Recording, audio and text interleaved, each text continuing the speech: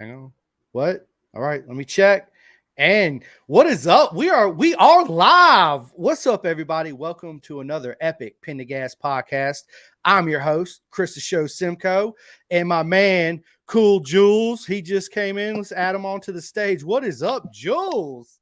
Yo, what's Looking good? beautiful in that Levi Batty shirt. Anyway, I just want to give a huge shout out real quick to Mark Sherman and all the CFE boys down there in Moto America and everybody else. You guys at the end, we'll get a special shout out to everybody too, as well as Mark. But yeah, today I'm excited for our special guest, Jamie Hollins. What is up, man?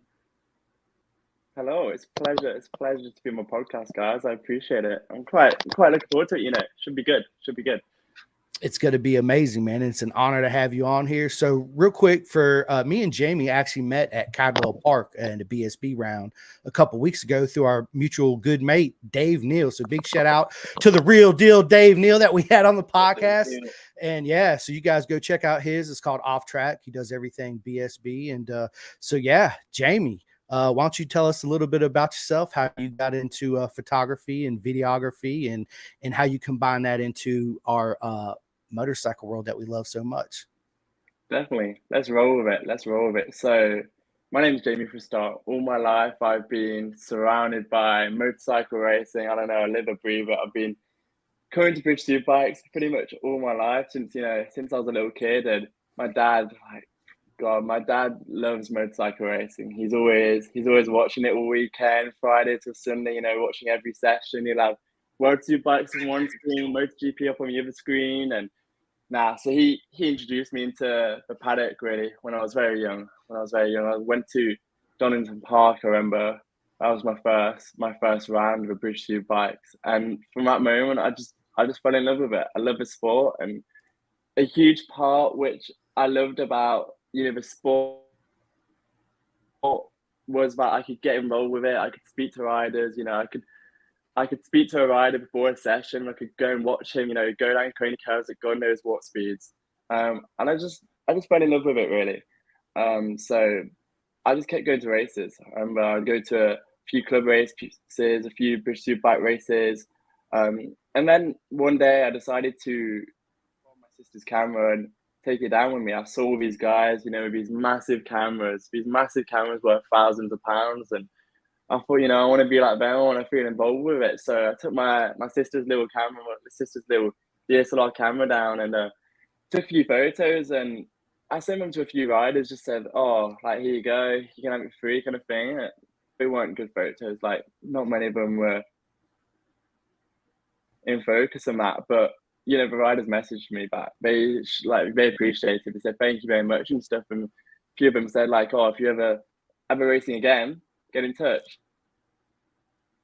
Are we still on? My Wi-Fi is not the best today, I will admit.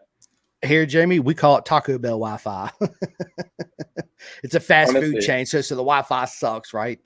We got that from Juju. Made fun of me because one time we were podcasting and my Wi-Fi just shit the bed, bro, and just cut me completely off. I couldn't log back in. I had to pull out my cell phone to actually finish the podcast with Jules. I was like, "Oh my god, I'm back!" Yeah, sorry. So yeah. To be honest, you're lucky that I'm still here, kind of thing. Like I don't know, I'm just keeping all my fingers crossed that the Wi-Fi stays put. But yeah. Back to the story. So I don't know.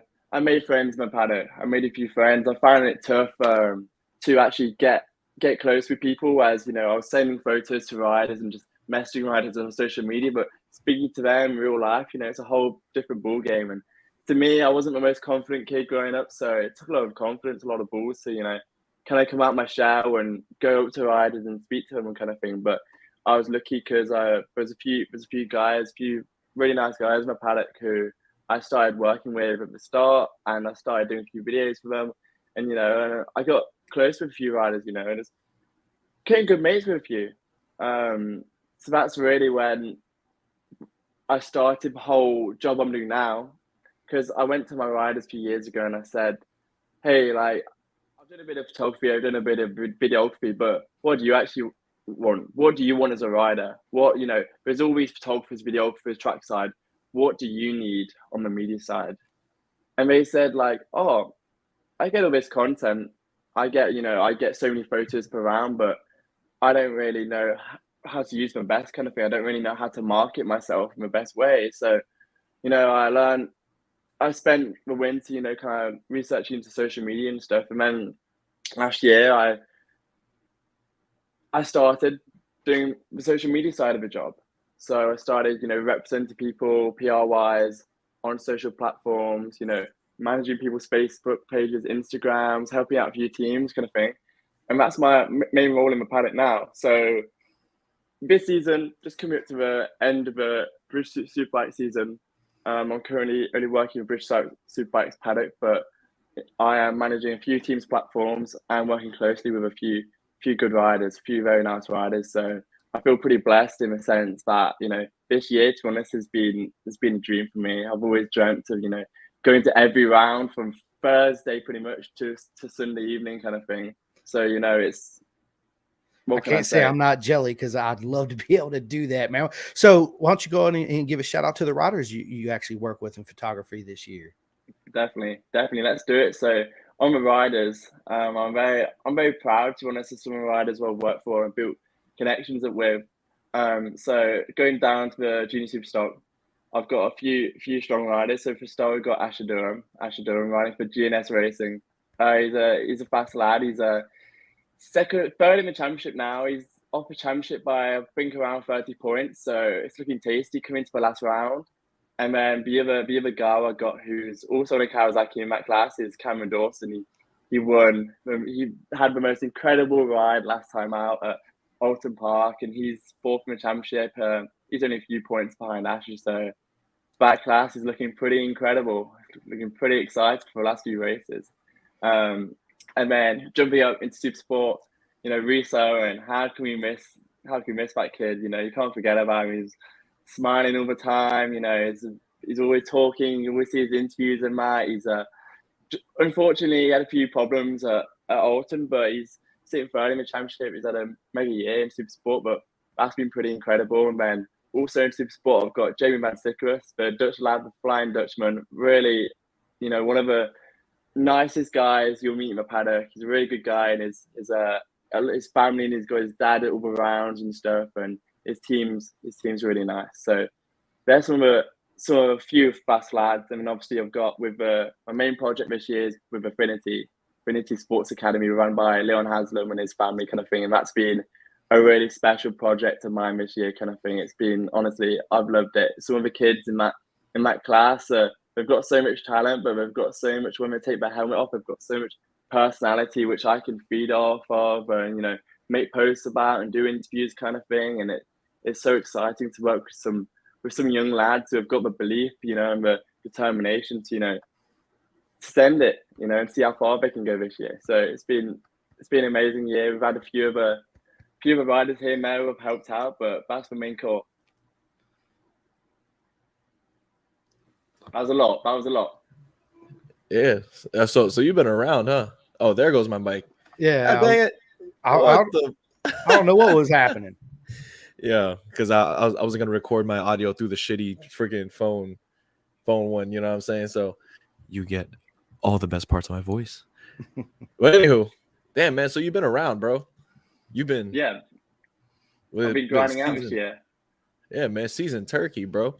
On our end, you may be familiar with him, maybe not, but Gray Fam would be like our American version of you. Yeah. Now Gray Fam has like a specific sort of shooting technique. So I like to do a lot of videos as well. So I have my own personal YouTube channel. I just got a Lumix G7. It's nowhere near what you guys have with your bazooka Canon cameras, but Gray Fam has a specific shooting style that I really enjoy. It's very cinematic, slow motion, very dark, darkly graded. What would you say like would be like your kind of shooting techniques? So like what makes you different from like other people who film motorcycle racing? Yeah, definitely. That's an interesting question. I think when you think of like, I don't know, techniques or the way you shoot it or something, all these people have a different styles and stuff, but my whole style is completely different. Motorcycles are going around the track, everyone's taking videos and photos of bikes. We all love bikes. Yeah. That's what we love. But me, I like to go in the paddock. I like to film and take pics of, the guys without their helmet off, You know, when they're talking to the camera, when they're talking to their crew, sorry. You know, I think my whole thing, which I wanted to bring into the paddock, is to actually be able to market these riders.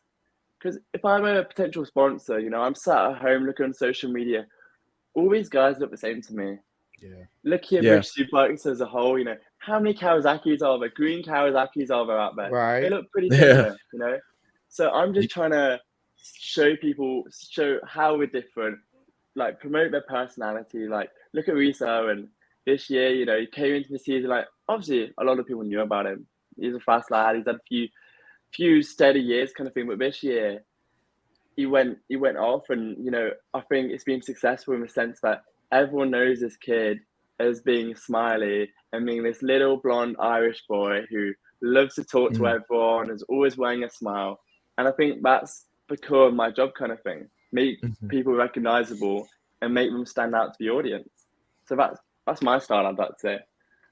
I think that's great too, because this past weekend in Moto America, I mean, Chris knows everybody's face, but to me, when I look at people's Instagrams or I look at their Facebooks, they all have like their helmet on and they're like leaning 45 degrees on the bike, and I'm just sitting here. They're coming up to me and they're introducing themselves and like, hey, it's so nice to see you, and I'm like, hey, nice to see you too, dude. Shit, man, what's up?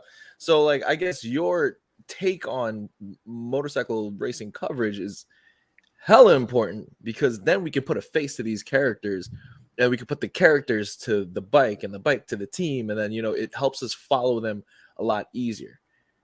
Yeah, I think what you're doing is amazing, because it's a different aspect and a different view that nobody else is doing, right? It's like me when I get on personal questions away with motorcycle riders away from motorcycles, right? You show that away off the bike, talking to the engineers and the crew chief, but it also brings their own.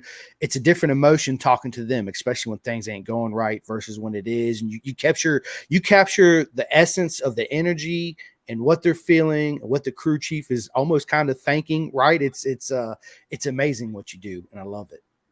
And you know what? I think there's always, in all of marketing sales, especially in the sports industry, there's always this thing where you got to just post when you're at your highest, when you're winning, when you're doing well. And although the picture of you holding, you know, a first place trophy, that's going to get a lot of likes. I think it's important to show the lows, show when you're struggling, you know, show when you've had problems, because I think in any story, if I'm a fan, if someone's just winning all the time and just, yeah, I'm gonna be a fan of them, but I want to see them when they're at their lowest, when they're struggling, you know, when they're literally like, I don't know, like say with Reese Owen last weekend, his first race, he was going for the championship at this point. He was still pretty close to Ben Curry. First race he got taken out, and the second race he got black flag due to a technical problem. But I didn't want him or his socials to, you know, shy away then. I didn't want them, you know, to just not post that much. I wanted to get his thoughts, how he was feeling, and show the audience that, you know, because this kid, he was distraught. You know, after he crashed, he was fuming. He was kicking his bike. You know, he was angry. But then, say in that evening, he was like, "Oh right, I'm gonna focus on tomorrow's race. You know, forget that." And I wanted to show people his attitude, kind of thing. So I think that's vital, really, in the sport and marketing in general. Absolutely. Was there ever a time where you tried to capture the essence of someone's emotions and they're like, "Bro, get out of here"? I think it's that's the thing which I've learned over time, because the weird thing about the paddock is everyone has their little space, yeah. Everyone has their little pit box kind of thing, and you're going into their space, you know. And in that space, they only have the team every, like, you know, in every session kind of thing. They only have the team in there. So when you go in there and say it's not going quite so well, you know, people might frown upon you, get annoyed at you, kind of thing. But I've not really had too many instances. I've had a few people which have been like, "Oh, could we just hold off for a minute? Maybe like I'll reply to you tomorrow or something." Not feeling too good, but you know, I think in the paddock kind of thing, I've been quite lucky in that the people I've worked for, even if it is going wrong, they want to speak about why it's going wrong, and they've understood that I've been a voice for them to their sponsors. So if they've crashed in a race or had a technical problem, they can use me to to voice their opinion and say the story of the race kind of thing to all their sponsors. So I think they understand the importance of my role kind of thing. Mm-hmm. Yeah, luckily with me and my nosy ass, I've never got kicked out of anywhere. My friends have been kicked out because I told them to not wander, even though it's open paddock access, to not wander around. I'm talking about you, Anthony, wandering into the Squid Hunters lounge. But yeah, there's a time where it's just like, you sort of, you're just kind of in the moment, and it's not a time to film right now. One of those times was like when I met Johan Zarco and he started singing to me, and I could have easily just whipped out my camera and just like recorded it, but I figured, you know what, let me not do that. Let me just enjoy the moment right now. You know what I'm saying? But what a memory that was. So Jules, real quick, what song did he sing to you, brother? He was singing to me Jack Miller's wedding song. Oh, nice. He serenaded me, Jamie. That's incredible. That is, right? It was fantastic. Well, what do you think would be like a standout thing any rider has ever done for you? Oh, let me just tell you this little story first. Mm-hmm. So I have these wacky shoes, these big wacky. They look kind of like rock climbing shoes kind of thing. And I was at Aston MotoGP this year, and Zarko was just like walking along. There was loads of journalists around him trying to ask questions and stuff, and he just had his head down.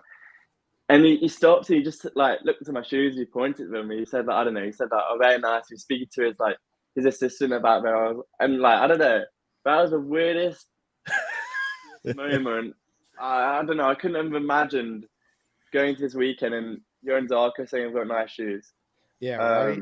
But honestly, I don't know. I've had some weird meetups with riders, but what was the question? Wackiest meetup? Like no, like the coolest thing like any rider has done in front of you or to you.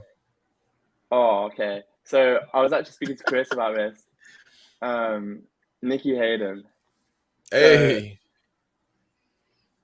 I think like I don't know, in my opinion, I got into motorbikes a year or two too late when Nicky I missed his prime basically, that's what I'm trying to say. But for him, I've always been a big fan of him because he's always been accessible in the paddock. He's always been around. He's always been, you can see, even if you've never actually seen him in like person, he was always, with the fans, taking photos. He was always, showing his love for his fans, really. And absolutely. I met him a few times, and then one of my dad's friends is an amazing artist. It's a super random story. And he did a few motorcycle racing paintings. Behind Bears, where we're looking, Bears. So that one is Marc Marquez going with a flip-flop of Assen and his helmet. And then over there, so it's backward, we've got Marquez and Rossi up there. And I've got a big one of Marquez here. But cut to chase. So there's a charity at Silverstone MotoGP, and they auction all this signed stuff off. So we donated this painting to the auction. And then I spoke to Nicky behind stage, and he said, like, I don't know, I think I was a bit of a crazy fan at this point, and I'm still a crazy fan to this day of Nicky. And he said, I was a really young lad, and it's always been my birthday on MotoGP weekend at Silverstone. And he said, I don't know how he found out, but he said, hey, I've got a present for you. And then his assistant got to me out of a bag, and he got a knee slider out for me. And he signed it. And that was one of my, honestly, favorite moments of meeting a rider, anything in a motorcycle racing paddock. And I don't know, man. I just remember that moment. Where is it? Yo, yeah, bring it. Yo, yeah. What a birthday! Bring them out. Jules, right? Meet Nicky Hayden and be like, hold up, I got a birthday present for you. Exactly like that. Hey, in case too. The legend, that's what I gotta do to Matthew Skoltz's freaking knee slider. Jamie, that's incredible. Absolutely incredible. Fire. Our mega, as I always say. That's mega, mate. I love this picture of me in the middle of the MotoGP paddock. Oh yeah. Oh, dude, flying the American with flag. The flag. Yeah. You ever get offered to shoot here in America? I would love to. I've never been offered to. I would have. Moto I America, worked step for up. back in the day. I did stuff for Brandon. I did a few vlogs for him when he was at BSB on the Triumph, and I was all, I was watching events like Daytona. Oh, I was obsessed about Daytona, and how he won it a few times and stuff. And I was thinking, like, God, I would love to get over there. But hopefully at one point, and I'll be able to get over and watch the racing, and maybe I'll be looking to do some content and stuff. But better get that passport ready. Get it ready. Get that passport ready. I'll meet you down there, dude, and we'll do it together. Yeah, we'll have a great weekend. I can introduce you to a lot of people, and that'd be amazing. Yeah, absolutely. I can't wait for that. I got to save up some money. I have so many places to go this summer. Yeah. Way too Where do many. you want to go then? It's not where I want to go. It's where I have to go. So there's 2 weddings that I got to go to. Within the span of 3 months, I got MotoGP in Austin that I really want to do, and I really want to do Daytona too. So that's 4 different places that I gotta go, and I'm just like, yeah, man, my wallet's gonna be yoinked. Yeah, but it's all for the love, right? I'm actually going to. I'm gonna try to make Daytona, but I got to take my wife somewhere next year. Just me and her on a cruise or wherever she wants to go, because everybody knows where I've been this year. I've been all over, but I am gonna make Atlanta next year for sure.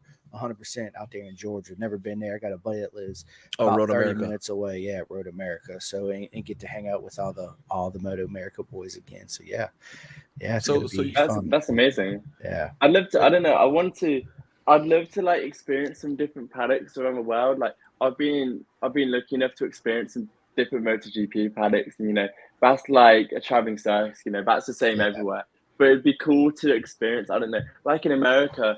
I know it's a completely different situation. Everyone's in tents, aren't they? And you can access pretty much anybody. Like absolutely. Yep. You don't have to have a special pit pass like MotoGP or any other place. Yeah, people walking around half naked, like Yeah, it's crazy, dude. It's crazy. But that's what makes Moto America unique from any other race organization. Is exclusively that, right? And Jamie, dude, you ever come on down, man? You always got a free place to stay here, and I'm about 10 hours away from Florida. We could drive, fly, or whatever, man. Yeah, we'll make it work. And Jules is in New York, so he's about 6 hours away from me. So yeah, we'll have fun. America's kind of like so. But at the start of this year, I was traveling around Australia, and I was living in Sydney for a few months. And when I was living in Sydney, they had they had ASBK, Australian Superbikes, testing, and I went there and I went to a few different races there and stuff kind of thing. And I was like, basically, I wanted to go and live in Australia, but I was thinking, oh, this is a cool championship, with some cool guys here, and then I realized, drive to each round. You have to fly. Yep. It's not like with me. All the rounds for me in England doing within a few hours, and I've never appreciated that until I went to Australia, and it was like, oh yeah, the next round like a few hour flight away kind of thing. Yep. That'd be nuts. Australia here too. Well, I mean, here you can drive. I mean, the max you'd probably drive is probably like 3 days. And that's from like New York, from all the way where I am to California. Yeah, right, Jamie, 3 days, man. That's you drive all the way up to England and halfway back in 3 days, or maybe even do it once. Yeah. So the flight from New York to California for me was like 4.5 hours, right?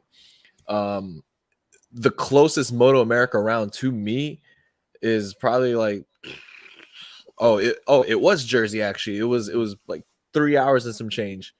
That's the closest Moto America round for me. And then Austin is a 3-hour flight, to Coda. Yeah. Me was VIR, but sorry. But me, it was VIR. It was only 1 hour and 30 minutes away, but we don't race there anymore.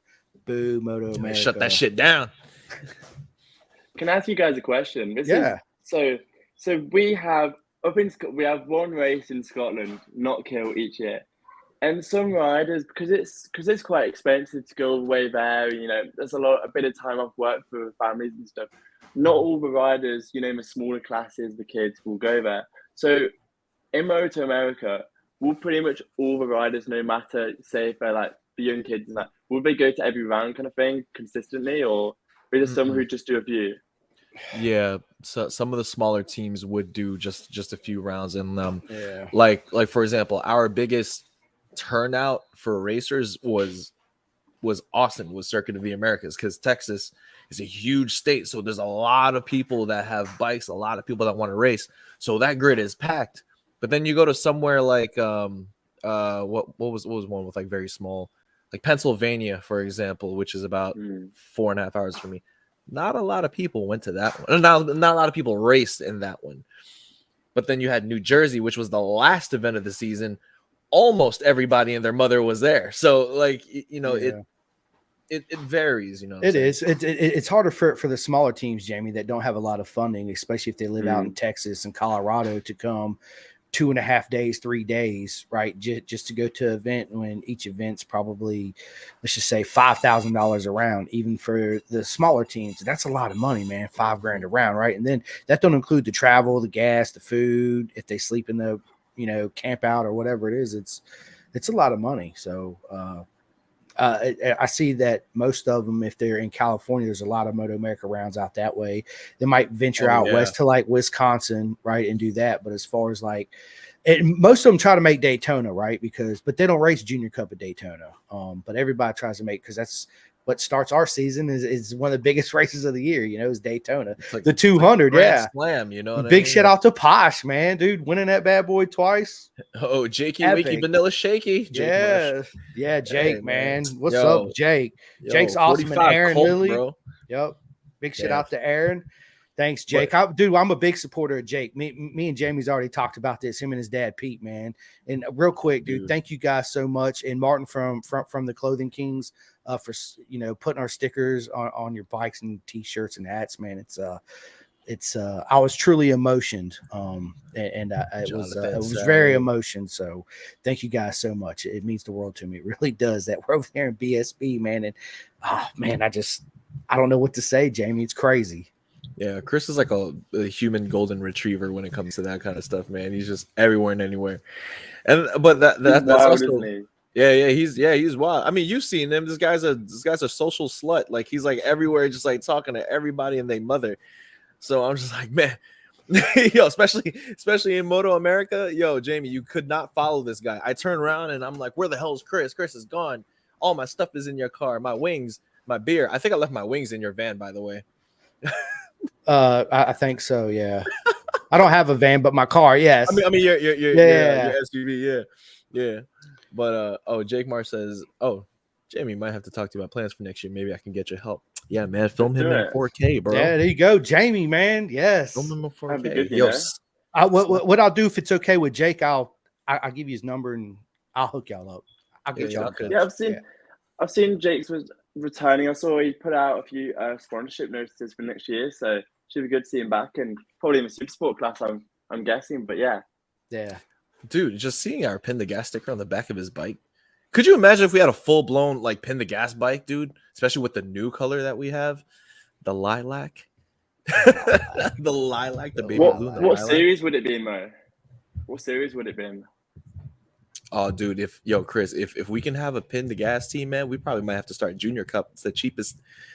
I think it's the cheapest option. Man, that's a hard one, Jamie, because I'm such a fan of the sport, man. But honestly, probably the cheapest option. If I had to pick one, Jamie, I would have two. I'd like to have a Junior Cup Moto America team, or the Kids Cup, like working with Michael Carrera and the FSL Mini GP in Florida, right? Having them when they progress to Junior Cup, and of course, I'd want one out there in BSB, Jake Marsh, you know, and all them guys. Yeah, absolutely, man. And again, not just helping Jake and other people, giving them a voice and a platform too, like we've been doing, right? But you guys as kids, Mini GP, like what you was talking about earlier, you know, a couple of them too, helping them guys out, because again, all those guys, man, Cameron Fraser, dude, Jake, all of them, man, they are the future of our sport, you know. So everybody else has already made it, like Glenn Irvin, you know, and all them guys. They got the house and the trophy and the wives and all that good stuff, right? The wives. Yeah, well, they do, right? And everybody knows their story. If it wasn't for racing, I wouldn't have a wife. Right. At least 3 times, right? But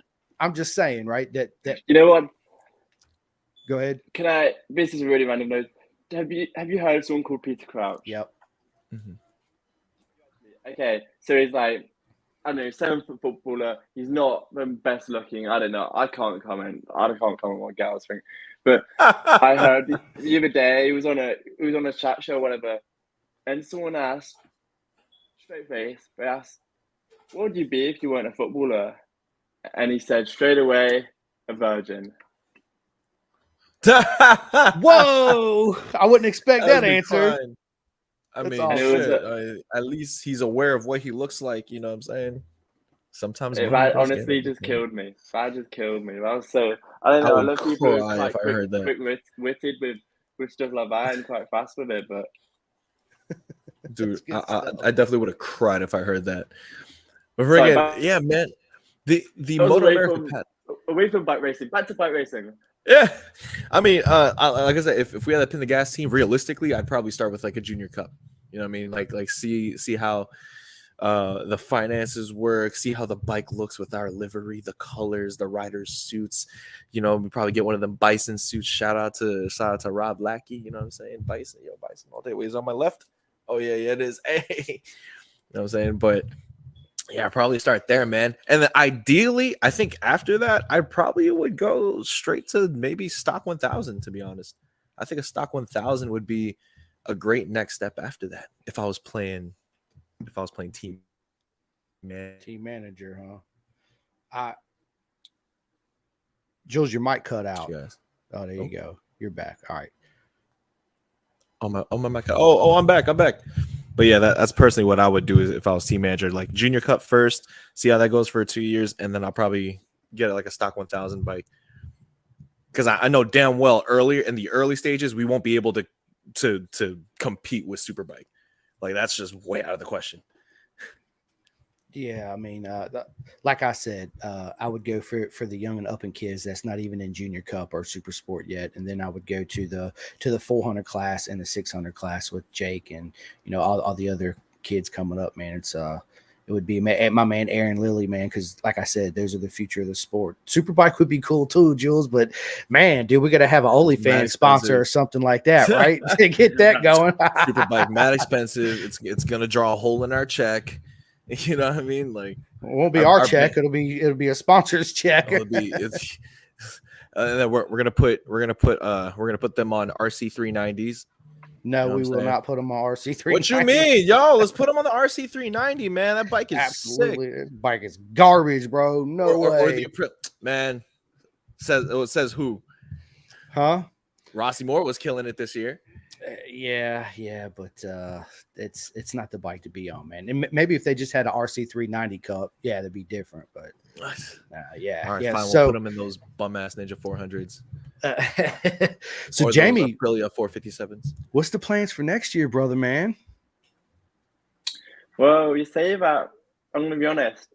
I've got nothing in place yet, which is kind of exciting, kind of nerve-wracking at the same time. I think it's always like not a last minute thing, but riders are just trying to focus and teams are just trying to focus on getting a rider in place before they get a media guy in place. And that's just the truth which I'm dealing with. Like coming into this season, I had all my riders in place, and then last minute I had a few meetings at the Silverstone test kind of thing, and that's where I got a lot of my work from. So next year I want to do kind of a similar thing. I'm looking to manage a few guys' platforms again, but instead of I'd love to help everyone out, but I'd love to, but me too. I can't do it. So I want to just focus on one team, one client, but have a few guys who I'm close with, I can support and give help with where possible. So that's what I'm looking for. I'm looking to stay in the British Superbike paddock for another year, but if I'm going to go to another paddock in the next few years, obviously I won't say no. But I'm looking forward to next year. It should be good. This year's been absolutely crazy, to be honest, and not just with the racing on track, but with my work and stuff. Like I'm loving it. So next year, I'm excited. I know, right? Yeah, I'm excited for you too, man. Yeah, I'd love to see you excel and succeed like you have been, man. It's just like us, right? I just one foot in front of the other, keep grinding, keep getting all these kids on here, and making it happen, dude, and feeling all the love and support. And I know you feel the same way. It's just it's hard to put into words and express your feelings when you overwhelmed with just so much love and support from everybody. It's definitely it's what an honor. And I say it all the time. I know you heard me say that countless times because I really mean it. Yeah, it's what an honor. It's mega and it's mate. And I got that from all my peoples over there in the UK. Everybody's made. I'm like, you know what? That's what I'm gonna start using when I go back. So I started texting Jules. Yeah, I started texting Jules that when I was over there. He's like, bro, why you keep talking to me? I woke up like 7 o'clock in the morning, bro. And he's like, good day, mate. And I was like, fuck, you gotta go back home, bro. You want an English I breakfast? think you'd love it here, Jamie. I honestly think you'd love it here, man. Especially the Moto America paddock. It's like a different energy. Obviously, I don't know what the BSB paddock is like.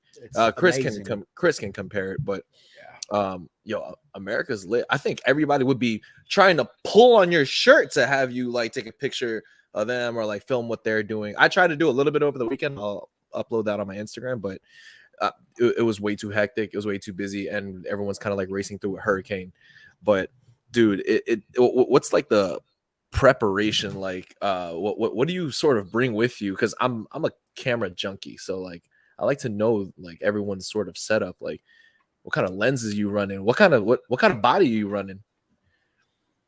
I missed half about my internet like that, but I get the kind of vibe which one. So with equipment and I don't know, everyone talks about it all the time. All photographers love equipment, and a few young photographers have asked me like, I don't know, what equipment do you need to shoot BSB and stuff? And I'm like, and obviously you can spend thousands on equipment, but I think get a DSLR and you're my money. But obviously over the years I've unfortunately spent more and more on different equipment. And now this year, I realized, what did I want to do? I wanted to go light. I wanted to have one body and one lens, and two lenses, and just float around. And because I didn't want to keep changing lenses all the time and focusing on small things, because I didn't want to miss moments. So I've got my Canon 90D, which is a beautiful camera for me, because I do photography and videography. So it's got 4K, 120 FPS, all the slow motion stuff, but also photography is on point. And then I've got a lot of lenses floating around now, but the main ones I use are 24-105 Canon, 50 mil 1.8, gorgeous, honestly. And then like a wide shot, it's a bit tighter. But I love it. Blurs out the background beautifully in cameras. And one thing I love is with some riders, I love to get up close, and capture their eyes, their emotions, and especially with the helmet on. So that's pretty good for that. Honestly, I could spend all day talking about lenses, equipment. Every that's my speed. Every photographer's got a 70-200, so I use that a bit, and obviously on track stuff. I've got a Sigma 150-600, which I've done hardly any on track stuff thinking about it this year, but honestly, it's not. I don't think it's that crazy in my budget, but it's a solid lens. Oh yeah, I feel that. I think for me, what I really want to make an investment towards next year is like I want to get like a Blackmagic Pocket Cinema camera. I really think those are cool, but like it's a very small market for them, and I'm afraid that I might buy it and I break something and it's over for the league. But like that's the bad thing about our hobby though. It's so bloody expensive. Why couldn't I be interested in like playing football or something? That's what I'm saying. Like, yo. I got an Insta360. Does that count? Well, what about the Insta360, man? You like that, Jamie? Decent. They're on me up, aren't they? Obviously, there's quite a lot. Especially in the paddock, there's a few riders, aren't there, who are getting hooked up with them, kind of thing. Johnny Ray, dude, it's an awesome camera. I got one, and the shots Johnny you can do is it's amazing. You can do a full 360. You can bring it down where it's like all this tunnel vision.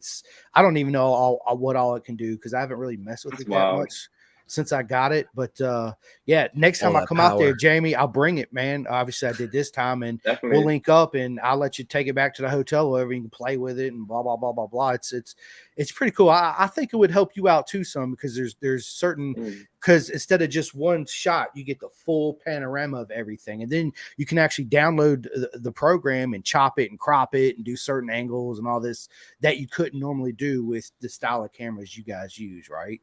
So yeah, and also, man, you know, I know a lot of teams, man. Maybe my man Dustin, he has a good point, man. I should reach out to them, and he says you can do what Torin Collins did, a one-off weekend to showcase your talent, you know, with the team over here in Moto America for one weekend. So I'll reach out to all my peoples I know and see if I can line something up. Just fly you out here for a weekend. Yeah. I'll reach out to them and see when they'd be available. And obviously I'd have to reach out to you. So it'd be a whole network thing, but yeah, I'll see what I can do to make it work for you, Jamie. Cause like I said, I would love to have you over here, man. Absolutely. Torin Collins. He did rings a bell. He did Talent Cup. I remember he came over and did Canadian kid. I'm pretty sure. Yeah. Torin Collins, he is a Canadian kid. I believe he did Talent Cup for a few years. Yeah. Is he where's he racing now? Dustin, I'm not 100% sure of this answer. I feel like he was over in Spain at one point. I don't know if I'm getting mixed up. But oh yeah, he was at COTA. He was actually at COTA. Yep. Yes, he was. Circuit of the Americas. Yep. Circuits of Americas. Jamie, get that passport, bro. Yeah, get that passport, man. I'm gonna keep reminding you, bro. Like, you get to pick any round you want here.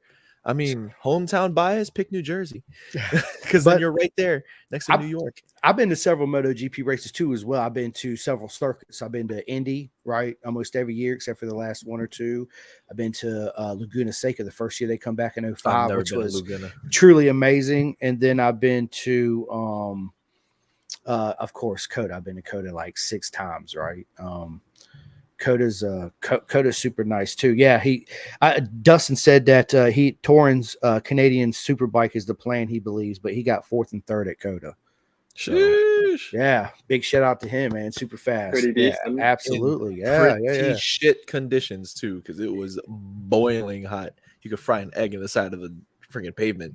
Yeah, because usually COTA's in for MotoGP over here. It's in April. It's earlier, where Moto America was in the ass crack of summer. Yeah. Dude, so it was like 125 degrees. Imagine that, Jamie. 125 degrees. You'd be like, oh my god. Because Chris is like, did you meet this person? Did you meet that person? Did you see that? I'm like, Chris, I can't even walk 5 minutes without like wanting to die of freaking anaphylactic shock. I don't know, like. It was so bad, dude. I was seeing double and everything. Like it was really uncomfortable how hot it was. Did you see Jorge Martin at the weekend after the race in India? Yeah, dude, where he passed out laying down. That was wild. Dude, it was hot as fuck. To me, Jamie, it's almost like if you have a rider of that stature and that physical condition do that, maybe you should do the Indian race early in the year where it's not summertime, right? In the dead of the heat. Maybe they'll rethink it. Yeah, I mean, probably. I hope so, because God forbid, it causes stroke to somebody, because you can have heat stroke. That's real, right? And just like in the middle of a turn, just just start phasing out. I mean, it gets pretty bad. I mean, Josh Herron was saying that he almost passed out in the race because of how hot it was. But it's crazy. Yeah. But I mean, it was probably, you know what? So it wasn't supposed to be that bad. Austin was going through a heat wave. Texas was going through a heat wave that weekend. It just happened to be Bono America weekend. Because by the time me and my girlfriend flew out, it was pretty nice. There was like a cooler breeze, but it was like not. It was still hot. But they were going to heat wave, and that's terrible. As he's drinking water, because he's imagining how hot it would have been. Right. You know what? I just couldn't. Like this year, I could only dream of it being as hot as I don't know, COTA, as you're saying, or in India or whatever. Honestly, this year in England has not been the best weather. I would looking at the races in the BSB this year. We've not really had any hot ones, and we've had a lot of wet ones, which not too good, is it? No, but we had a round last year at Thruxton, down south. And that was crazy hot. That was through like heat wave, peak summer, and we had problems there with water and whatever. But I mean, hopefully I can get over a few more international races and experience a bit of sun. That's right. It probably is a bitch and a half to kind of keep the quality of your content up during, weather like that, right? Like it must be annoying to plot. Yeah. And it must be annoying to like plot your camera and there's like a downpour and then now you gotta like set up your camera in a way where it could dodge all the raindrops, or if it's like extremely hot and like you're trying to focus but you can't because you're just gassing out. Like it must be a bitch. I didn't even get to record that much from my Lumix this weekend because the rain was just terrible. It was sad. I was ready to make some crazy highlight reels. Just 4K, 24 frames per second. Something like. I don't know anything about that. Yeah, I don't know anything about that. Like I said. Yeah, right. I am. That's what I'm doing. I'm like, yeah. Foreign language, but yes, I agree. Yeah. So, like I said, I got the Insta360. I just cut on my phone, cut it out, and it does everything for me. And I just edit it. Blah, blah, blah.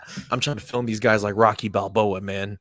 Like I'm trying to make it cinematic, make it in slow motion, right, like when they take off the head. And, I mean, you'll come out of the weekend, and the guy just walking around with the Insta360, his shot will be way better. That's the problem. Yeah, that's what I'm saying. That shit happens. It always happens like that. But anyway, gentlemen, Chris, Jamie, I'm gonna have to excuse myself because I actually have to go to my actual job. I got called into work. Okay. So it was great talking to you too, Chris. We got to do a recap of Moto America. We will. Jamie, I can't wait to explore and stalk your Instagram for more content. Send me your YouTube page, man, because I definitely would like to see what you got going on over there. Awesome stuff. Nice meeting you anyway. Well, meet you online. Cool. Hopefully I'll meet you in person next year or something. Yeah. Come over to England, maybe. Yeah. Very soon. I gotta get that passport. I gotta get that passport. Cadwell Park. Facts. Definitely. Absolutely. Cadwell Park. No question. But, awesome. All right, anyway, Jules. Have a good day at work, homie. Pin the gas. I'll see you guys next week. See you later, bro. But yeah, man. Jules is cool, man. He works like a double shift, right? Well, mid shift in the morning and then later on in the afternoon. But yeah, I couldn't imagine, there's a lot. You were saying something earlier about that, man. There's a lot of work that goes in behind you in your photography, setting up different settings as different, the way the sun glares off a certain object, or you're trying to capture a certain corner or a rider in a certain spot in the garage or a conversation, so you got to it takes a minute to set your whole camera up. So walk us through a little bit of that, man. Is it like instant, like a super bike rider hitting different traction control settings, or does it actually take you a few minutes to do all that? So I think, I don't know, look at all it in general.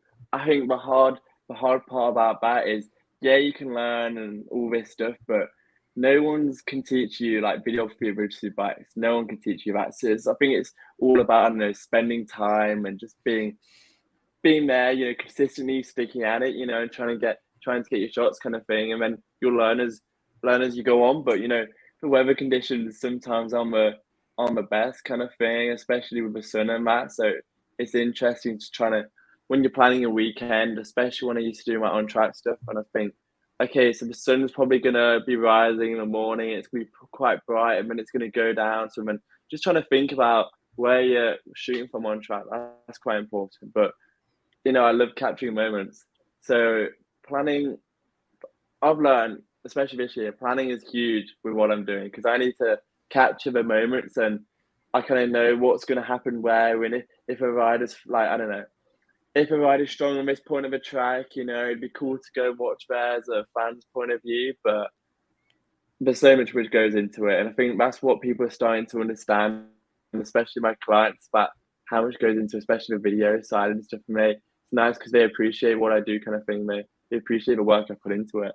Yeah, it's a lot of work. I appreciate it, man. What you do is mega for the sport, and showing that different side of it that nobody else is doing is fantastic, man. So along with that, where's your favorite racetrack to shoot at? You have a certain favorite racetrack you like to shoot at? Certain favorite corner? Racetrack to shoot at? Yeah. Come on. You know which one. Okay, I do. I think it might be yours as well. It is. Absolutely, it is. 110% for y'all don't know. We already said it. Cadwell Park. I mean, come on, right? It's the only one. It's the only. I try to tell everybody when I come back, I'm like, look, you watch it on TV, but when you physically go there and see how narrow it is and that mountain jump and Brooksy and all them just completely ape shit launching it, right? And then some guys wrecking because they land wrong. But then as soon as you come over the mountain, man, how narrow it gets with the walls and the tires, and it's it's a simply amazing racetrack. We don't have nothing like that out here in America. And Moto America would be like, hell no, we ain't racing there, right? And you were speaking about like a best track to shoot at Cadwell. Like, I'm there to work. Yeah, I'm there to work, but I'm a fan at the end of the day. So just going out when I've got a minute, when I'm not going to work, kind of thing, and just going out and watching some of the bikes on track, and that's a track where I don't think I'm not really bothered about who's going around. I just loved, say, through Halls Bends, over a mountain. I could just sit there all day long watching on track action. That's what I love about the track. I walked around with Dave Neal. He showed me turn one, and we walked along, and he showed me corners and stuff like that. And I walked the length of the track. But I'm with you, Jamie, right there, dude. The mountain, that's it, man. Coming down that slowing down, left, right, setting up, and then launching that bad. But there's absolutely nothing like it in the world. It's really not. And watching it, either if you're on the grandstands, watching them actually come up the mountain, or you're over there watching them coming out that left right turn, setting up, looking at the mountain directly. Either one of those is a fantastic position. Yeah, and I think people don't, obviously, I don't know, on social media, all the pics over the weekend, the bikes going over a mountain. But look at some of the corners, turn one, look at it. Look at the start, how so tight fast. it is. All those guys going to that fast, sweeping, uphill left-hand corner. And then the rest of the track, the track is so thin. The track it's unreal to watch. Doesn't matter where you are. Honestly, people go on Facebook and will go, where's best to watch? Anywhere. That's what I love about it. Yeah, anywhere. I agree. And people don't realize how hilly the place is too, right? Exactly. It's a proper hilly place. That's what we call it, right? It's hills. It's ups and downs and cambers, and it's simply amazing. That's what I tell everybody. It's hard to describe it. That's the best way. It's mega. It's amazing. It's everything that goes along with it. Yeah, man, it's just you would love Moto America, and what I mean by that is, like I said, in BSB, obviously I've only been at Cadwell, and of course the pits is way down there, and you got to actually cross the track, and know somebody to either be on the track walk or actually be on the grid to even I want to say get up close and personals. But Cadwell is different than a lot of the tracks because the riders actually got to cross there, so you can see all the riders as they come by, right? So it's special in those both ways versus Moto America, like me and Jules was talking about. They'll pull up there, unless the track has a garage, but it's still the same thing. They just have one of those movie theater little lines there, and you walk up to it, and you can almost reach out and touch the bike. I mean, it's crazy. The riders, you see them back there talking, and they'll come up and give you, high fives, hugs, or whatever it is, pictures, autographs. You see them riding around the paddock all the time. Obviously, MotoGP, been to several. You gotta, well, I don't know how it is overseas, but in America at COTA, Jamie, the only close you can get to them is during the fan pit walk, right, where they'll take you along, the straightaway where they open up the garages. Some riders come out, a lot of them don't, but they sell a pit pass you buy, and it's a limited number of pit passes, like $300 each, and that allows you to go back behind the garages where the riders will come out and actually, you see it on TV where they open up the door and the cameras follow them. They go through the, all that. So yeah. And then you can meet pretty much everybody, which is worth it. But at the same time, it's like, I feel like it hinders our sport. And the reason why I say that is like, I feel like all the other race organizations should be like Moto America in that aspect, where all the people that show up, man, because there's people that spend thousands of dollars like myself going all over the world, wanting to get up close and personal with all their favorite riders, right? Not maybe's, what ifs. Yeah, it's nice to be there, but that's why you go, right? Yeah. That's a big reason, not the only reason, but that's a big reason why you go, is to get up and close personal. Even if it's a high five or a quick little snap, or even if you don't get an autograph, I was there. I was in his presence. I talked to him. It was just, it totally changes your view on everything when you finally get to meet him. Right.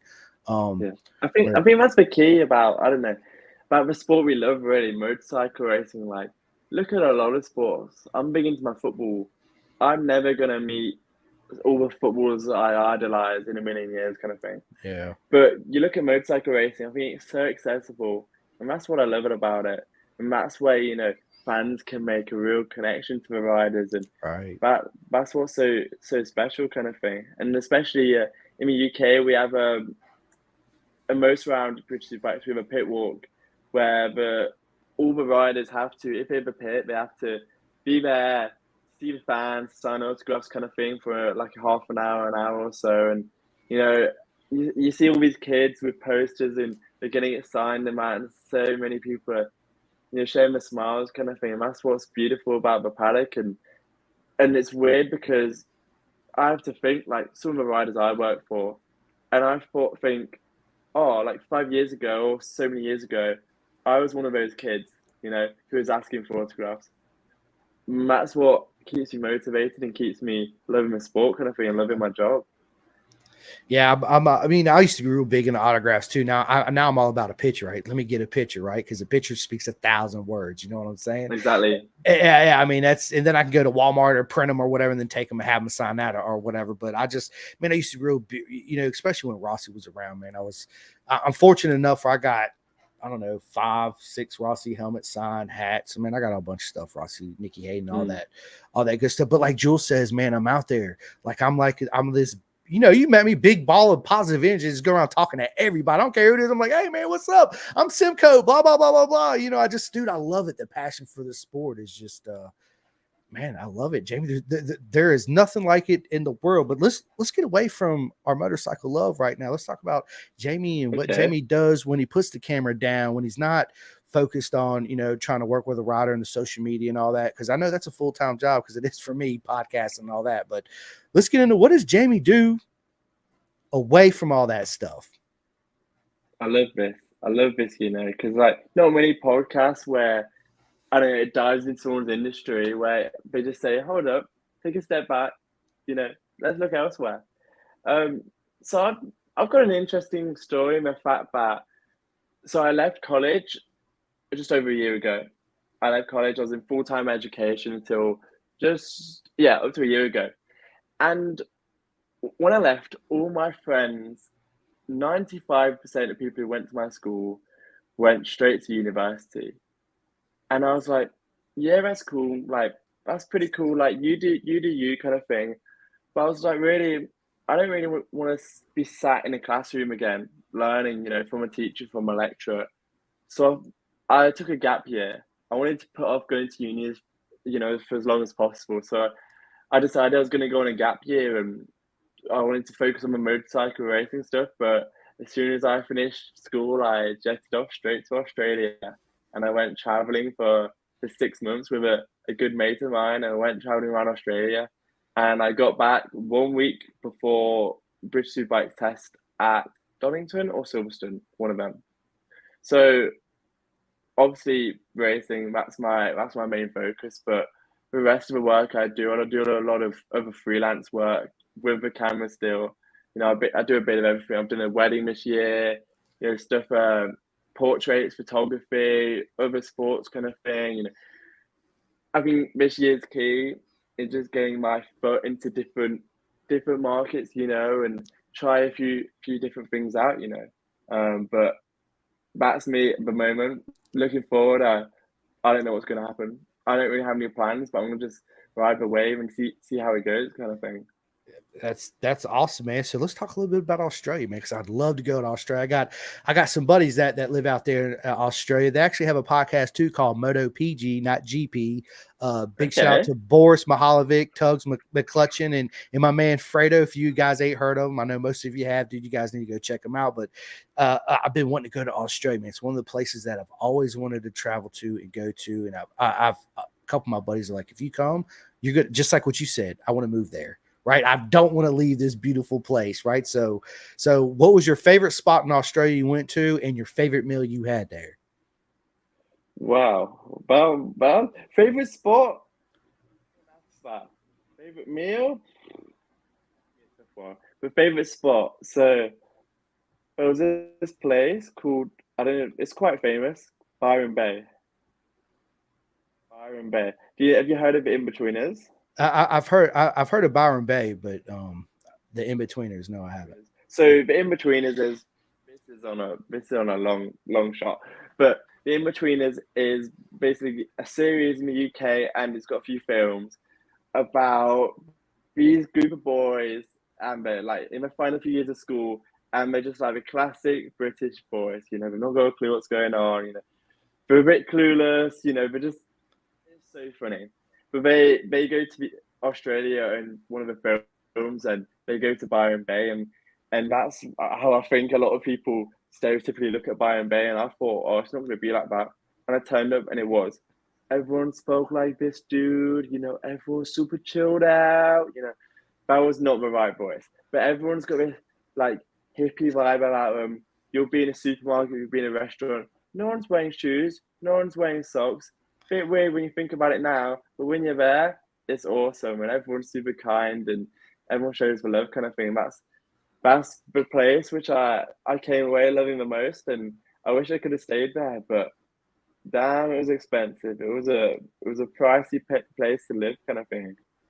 But, so in Australia, where would you live at if you had to choose a choice that was affordable? Where would you go in Australia to live? Where would Jamie's place be? Sydney. So funny enough you say that. So I went out there with good mate, one of my best friends, and he left in December. He left December last year, and I was meant to leave in December. And I said, like, hang on, I don't want to leave yet. I'm not ready to leave.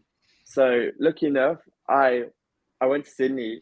I lived in Sydney for a few months, rented a room, and I fell in love with Sydney. It was such a beautiful, beautiful city, kind of thing. And there was so much going on, and it was so, I don't know, everything was so easy to get around. The people were so nice, and I fell in love with Sydney. I think it was a bit on the pricey side, but it was so easy to get into Central if you lived a little way out on the old train. So Sydney was pretty special. It looks special every time you see it on TV, right? It's at Phillip Island, right? Did you make it around to Eastern Creek or Phillip Island or any of those places? Eastern Creek. Yeah. I didn't. Oh, Eastern Creek. Mm-hmm. That's over there. Go ahead. The track, is that where the track is? Eastern Creek. They have a racetrack. I'm pretty sure it's Eastern Creek over there. Yeah. And then Phillip Island out. Yeah. Yeah, Eastern Creek. So really random. Tom to Paris. I've known him for a few years now, and he lives out that way. He lives in Canberra, which is a few hours from Sydney. But he was riding a few times at Eastern Creek, but because it was peak summer there, at the Sydney Motorsport Park, they didn't ride in the day. No. They raced at night. They raced under the lights. Nice. I've never seen, I don't know, bikes racing at night time. So I went a few times, and it was crazy. I actually loved that. And but the worst bit was, I don't know, the race would finish at like 11 p.m. or something. And then I'd beg a lift off someone to the train station. And then I'd get a train back at night, and it'd be Saturday night. And as I was falling asleep on the train home, there'd be all these guys who just come back from nights out, you know, to slowly get the train. I'll be like, yeah, I've been in motorcycle racing. Yeah. That's awesome. That was a cool track. Yeah, I've heard a lot about it. Never obviously been there because I never been to Australia, but it's on my bucket list. I'd love to go to Australia. How did you see? Obviously, you saw a kangaroo. So what was it like to seeing them in real life? Right? You're like, oh my god, you see them on TV, you're like a real kangaroo. Look at that. You know, I went to Australia when I was younger because I got a lot of family out there on my dad's side. But you know, to travel around and see a lot of the wildlife and animals in nature, kind of thing. You know, in the middle of fields, that was crazy. It was funny because at Sydney Motorsport Park, there was actually a few kangaroos trackside. I took a video of one and put it on my Instagram story. I was like, "What is going on? What is going on?" But nah, I mean, I saw everything. I saw dingoes. I saw crocodiles. I saw obviously a bunch of kangaroos, a few joeys jumping around. But it's wild, absolutely wild. I bet I seen. We went to the fair over here in Salem. They actually had some kangaroos, which I was like, it kind of blew my mind. But it was that's the first time I seen them in real life. They were cute, man. I actually wanted one. I was like, man, can I buy one of those, dude? How cool would that be? I got a pet kangaroo. Come on over, right? That'd be wild. Rossi, How high they can jump there? Rossi says hi, how's it everybody. Yeah, say he got out of school early because he just got back from a dentist appointment. Yes, your Oculus is ready. I know. Right. But yeah, man, it's so listen again, away from all this motorcycle stuff. So, best Netflix show, go. Oh, best Netflix show. Yeah. Don't put the pressure on me. You know what? I've not been watching Netflix that much. Oh no, I don't want to say the Formula One documentary because that might get a bit awkward with these two wheel lovers. But Yeah. I bet, but you know what though? I mean, let's just be honest, dude. That was an amazing show. They did the best. That was the best let's say documentary on the inside of a sport that I've seen. It really has. The videography on it, I loved it. Yes. Honestly, you take a step back for a minute. How many cameras must have been made? How many cameramen they must have employed to be in everyone's pit garages and that. It was incredible. It was put together superbly and to tell the stories in that way. I loved it. Honestly, I've got to say, Drive to Survive. Y'all heard it first. Drive to Survive, and I agree with the man. There are other shows. Okay, well, let me take it back away from documentaries. Like, did you like Breaking Bad? Did you ever see that? I didn't watch Breaking Bad. Everyone says about it. Bro, you got to check it out. Yes, you got to check it out. It's a great show. Yeah, it's good. Okay, so favorite movie, Jamie, your favorite movie in the world, and if your favorite movie, what character would you play in that movie, and what actor would play you as that character in that movie? Okay, so you know The Hangover? Yeah. There's a few of them, isn't there? But we're in Thailand for one. Oh, that's a cool one, Thailand. It's got to be one of the Hangovers. I've not watched that for a little while now. I think it was the first one or the second like that. Where yeah. So which one was the one? The one was in Thailand and one was in Las Vegas, somewhere in America. Yeah. How can I forget? How Caesar's Palace when when Chow was jumped off the top of Caesar's Palace with his what's it called? When he's flying through the air. Bed sheet or whatever it was he had, whatever. Yeah, it was awesome. That's nuts. I loved him. He was one of my favorite characters in that whole movie, man. He said, "You ain't never done cocaine? Your heart ain't never stopped and you come back?" I was crying, laughing. And that's it. He's like paragliding off the top of Caesar's Palace and he goes, "I love cocaine." Right. So what character would you be in that movie, right? And what famous actor would play you as that character in that movie? Okay, for start.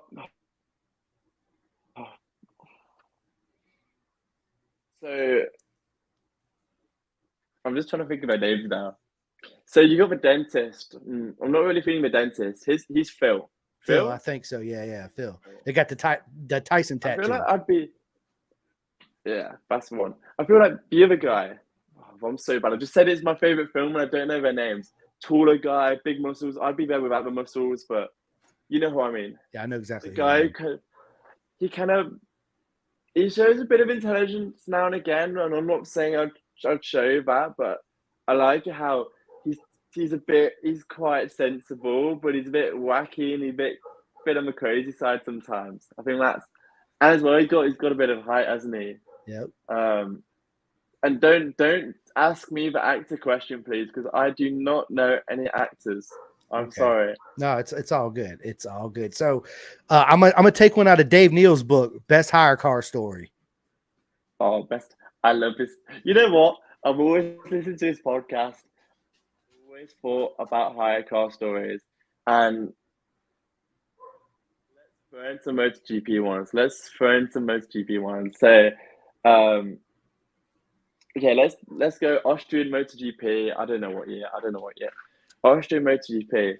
So my my dad's okay with technology. He's okay. He's got a phone. He's addicted to Facebook like every other dad. But he, for some reason, thought we could use a real life map. He thought we would not pay for data on our phones. We'd not do any of that. He had a map and he had instructions saying turn left, turn right, turn left, turn right. So we left the airport. I can't remember where the airport was. And we were on our way to Spielberg. It was like, I don't know, an hour or something. And then we got lost a few times. And my dad kept going into petrol stations and asking where the bloody hell we were. Driving for like, I don't know, an hour and a half or something. And we turned around a corner and we were back at the airport. We'd gone in a massive loop and we returned to the airport. But do you want to hear the worst thing? The worst thing. So we didn't want to pay for sat nav. They're quite expensive. So we went into the lady. We said, "Pay for sat nav," and she says, "There's a sat nav in your car." And we said, "There's not." So she walked out with us, and on the screen in the car, sat nav. We were kicking ourselves, to say the least. But memory. And this year, Assen MotoGP. I don't know if we've got any guys from the hire car company on here, but there might have been a little bump. But doesn't matter. And you know what's funny? When we were waiting in the high car queue, the queue was full of MotoGP riders. It was so funny. Next to us was John Hopkins. He had, who is it? Was it Marcus Ramirez or was it Marcus Ramirez or Sean Dillon Kelly? I think it was Sean Dillon Kelly. And he had him with it. Yeah. And there was like all these riders queuing up for a hire car. I mean, like Tony Arbolino and his dad was there, and it was crazy. It was nuts, honestly. Dude, that's when I would have my podcast instinct would have come out, and I'd have been taking pictures, be like, "Hey, I'm Simcoe from Pendergast Podcast. What an honor it would be to have you on." And they, just like went over there, and I met all you guys, man. A lot of the people that I met, they were, as soon as I approached them, in my energy, man, they stopped and their eyes got big, like, wow, like the energy you put off is just incredible, right? And then the breath of fresh air and all that good stuff. But anyway, favorite meal, Jamie. Favorite meal, I could eat anything now. Favorite meal, yeah, anything now. Favorite meal. That's a toughie, because I've always been like a burger guy. I'm gonna hold my hands up. I'm a burger guy. A nice big beef burger, a bit of bacon,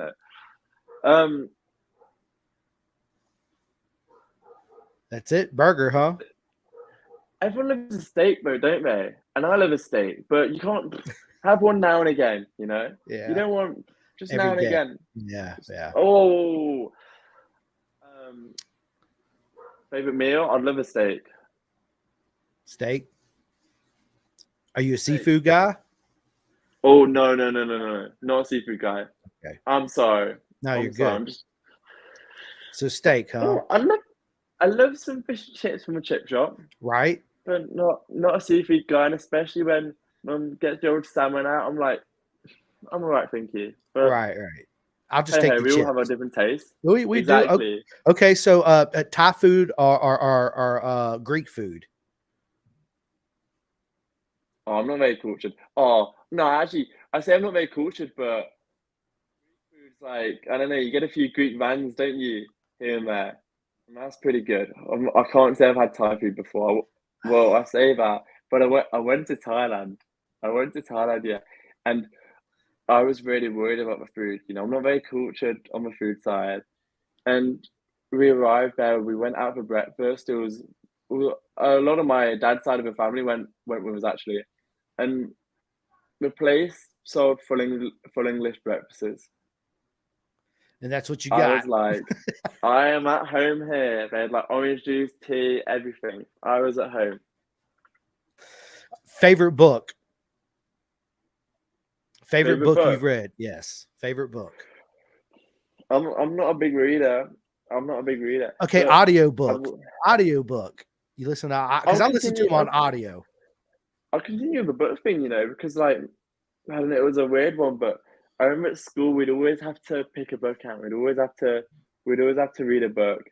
And I remember we'd go in the library, and there'd be this autobiography section, and I loved reading autobiographies. Honestly, there'd be like loads of sports athletes, and I loved that side of things. But I remember old Richard Branson, yeah, he had a book, Losing My Virginity. Is it Losing? I think so. It's one, I don't know. But he has his autobiography, and that was so cool. You think a big businessman like him, you think it's going to be like a traditional story. I did this, I made money, I got rich. Oh, hell no. He had problems, he had ups, he had downs, he had women, he didn't have women. His story was crazy. I remember like thinking about books now. I remember picking out a few different stories that I can remember from his. I think that was a pretty special one. Yeah, I mean, I'm a sucker, right? So if I read, like physically read a book, 10, 15 minutes later, I'm out, right? But an audiobook, man, I can sit there. I'm driving. If it's not listening to a podcast, it's an audiobook. So I've gotten every Guy Martin book, every single one of them was phenomenal. But I imagine every time I listen to a Guy Martin book, I'm like, what if Guy Martin was actually talking during his book? You wouldn't understand. That'd be crazy. A third of what he said, right? It would be awesome. That'd be crazy. And then John McGinnis's book was really well. Oh, yeah. Shaky Burn. I mean, dude, John Hopkins. I just got done listening to his. Well, when it first come out, not say just got done. I got his audiobook, and that was an amazing story. You need to go to Apple or whatever you got and download his audiobook, because he talks about his personal life and his struggles with the alcohol and the drugs and smoking cigarettes during the races, dude. And just it's stuff that you never thought, right? Or you don't ever hear about. He comes out forth and talks about all that stuff. And I thought it was great because he let you in on his personal. A lot of these racers do too on their books. But again, you listen, it's like podcasts. You listen to podcasts, it's all the same questions, it's all the same. When it's a motorcycle racer, it's all about pretty much their relationship with their mom and their dad and how they got into motorcycles and their career and blah, blah, blah. They don't really steer away a lot to, Netflix and chill, your favorite food, or any of that stuff, right? It's all as far as motorcycle racing go. But I am a sucker for books like that. And speaking about some of those older names, maybe like John McGinnis, the Guy Martins. I'd love to bring my dad into this because he's always in the paddock. Yeah, he's always in the paddock. But I remember from a young age, he'd see these guys like John McGinnis, and yeah, I appreciated him. I appreciated his talent. He idolizes these guys, and I absolutely love it. I remember one day in the MotoGP paddock at Silverstone, we were waiting for Valentino Rossi to come out. We were hoping that we were going to meet Valentino Rossi, and we looked to the side of us, and John McGinnis was just waiting with us, and my dad went crazy. He was like I think he went into fanboy mode on that front. And it's so special to see my dad and see the guys where he's grew up watching them on TV kind of thing, especially in the GP paddock, and he's just like meeting with them, and they've always got time, to have conversations. Look at Roger Marshall. Roger Marshall is everywhere in the BSB paddock now. And it's so nice to see these like special faces kind of things, every day in the paddock kind of thing. Yeah, it's funny you say that, cool, man. But real quick before I tell this story, dude, you seen your dad's passion turn into that fanboy. He was like, "Whoa, like this is awesome, right?" Because it's a part, maybe a side of your dad you don't see too often, right? So yeah, it was cool. Yeah.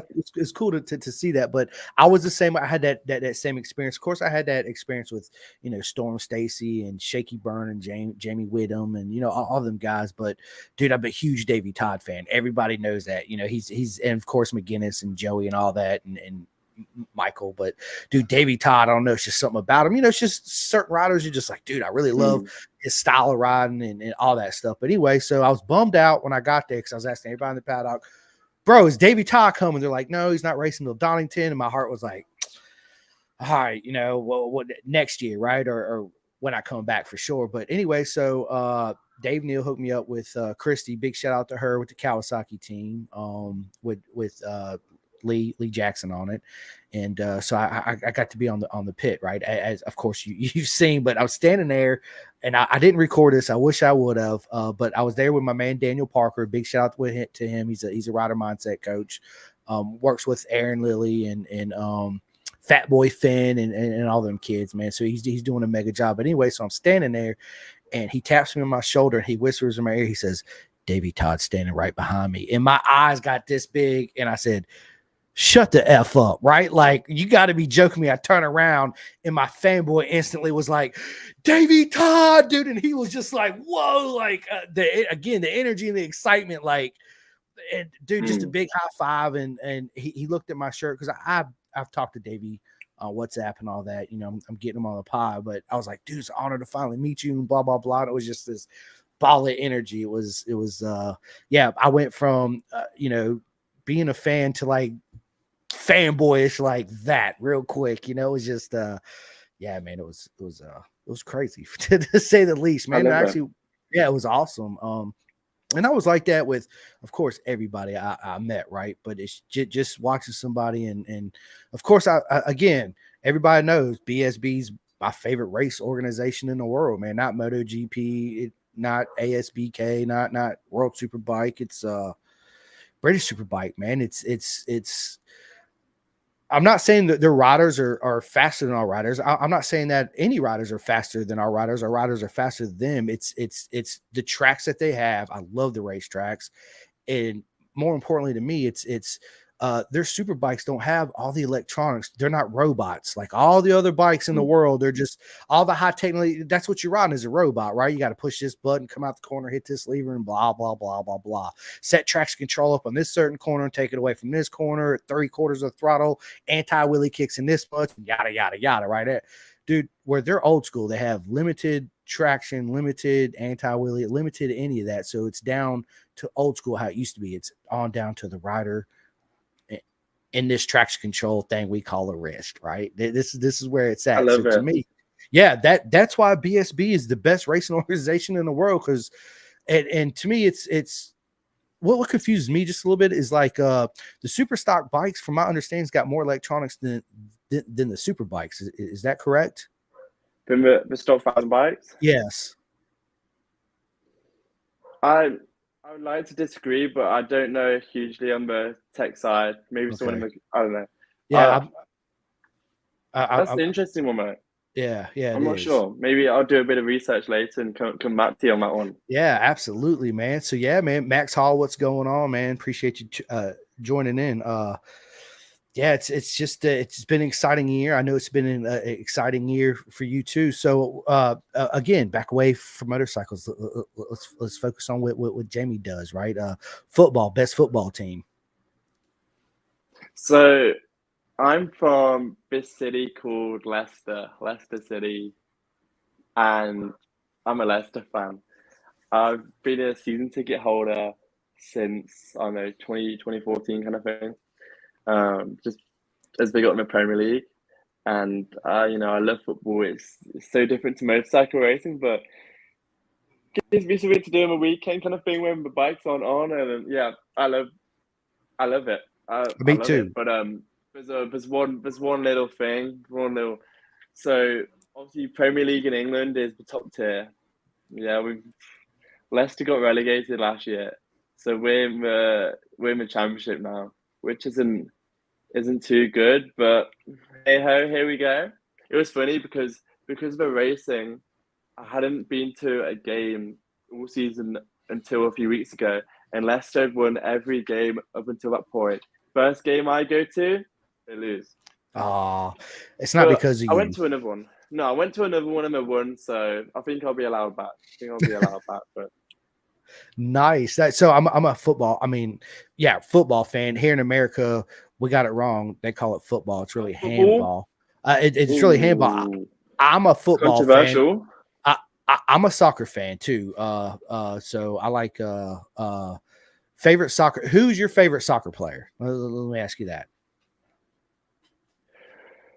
Well, I've got to choose someone for my team, really, haven't I? And obviously, Jamie Vardy is the guy who everyone speaks about. So I'd love to go with him. But overall, we just sold a guy called James Madison to Spurs, I love his attitude on and off the pitch, and he's a super cool player. He's a super cool player. I could go on and on and on. You know, Yeah. how long is this podcast going to be? I mean, however long you want it to go, however long you want it to go, man, I'm game. So yeah, so a lot of people here, I do like our American sport. We call football too, right? But I call it handball because it's you play with your hand, not your feet, right? The real football is Yes. soccer, right? Good on you. Yeah. So I tell everybody that, and all my friends in America look at me like, really, soccer? I'm like, yeah, absolutely. Because to me, man, soccer's got the same emotion as motorcycle racers in racing, the sport, man. People go, dude, they'll flip cars and shit on fire. Fuck around and find out, right? That's what I tell them. That's how passionate they are. It's football, dude. It's a game of skill, and what they can do with their feet, man, and them soccer balls is just truly amazing. As far as my favorite team go, man, I'd like to say one here in America. If I have to pick my favorite American team, I'd have to say Inter Miami. Okay, yeah.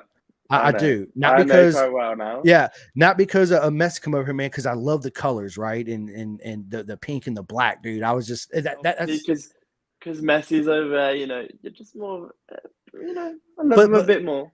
But yeah, absolutely right. So what Messi did for American football is huge. Soccer, Exactly. excuse me, American fans, soccer, right? Yeah. Right. It's huge. Messi is in one of my top favorite players. I also like Neymar Jr.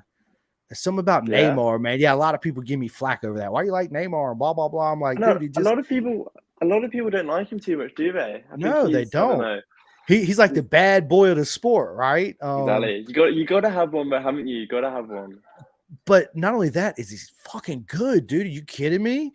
It'd be different if he was just a bad boy and he caused trouble, wasn't no good. But Neymar Jr. is fantastic, right? And so those would be my top two. It would be and Mbappe. I really like Mbappe. I like the way, I like the way Mbappe carries himself, the way he talks to social media. It just his energy he puts off is different than a lot of the other soccer players, if that makes sense, right?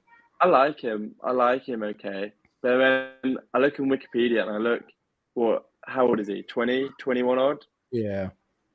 And I don't know. I just take a moment to think, well, I could be if I went to football practice when I was younger a bit more. But dude, that's what I told my son. I was like, look, dude, you want to grow up and be freaking billionaire?